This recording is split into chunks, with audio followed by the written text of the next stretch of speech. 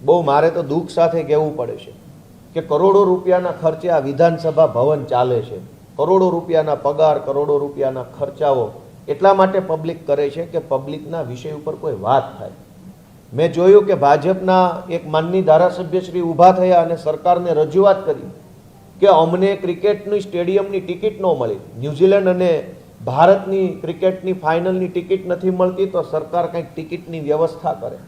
તો સામા પક્ષે સરકારમાંથી કૃષિ મંત્રી ઊભા થયા અને એમણે આશ્વાસન આપ્યું કે સરકાર આવતી કોઈ પણ ફાઇનલ મેચ હશે તો બધા સભ્યો માટે ટિકિટની વ્યવસ્થા કરશે.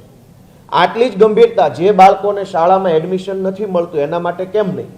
કહેવું જોઈએ સરકારે કે કોઈ પણ દર્દી ખિસ્સામાં પૈસા ન હોય તો એડમિશન વગરનો નહીં રહે દવાખાનામાં કે શાળામાં.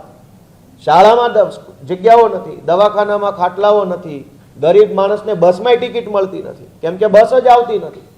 હજારો એવા વિસ્તારો છે કે જ્યાં બસો જ આવતી નથી, કોઈ વાહન આવતા નથી. એ વિષય ઉપર કોઈ ગંભીરતા સરકારની નથી. પણ અવડી મોટી ગુજરાતની વિધાનસભાની અંદર ક્રિકેટની ટિકિટો ધારાસભ્યોને નથી મળતી એ બાબતના મુદ્દા ઉપસ્થિત થાય છે. મને એવું લાગે છે કે ગુજરાતની જનતાએ આની ગંભીર નોંધ લેવી જોઈએ કે આ વિધાનસભામાં કેવા કેવા પ્રકારના મુદ્દાઓ આવી જશે.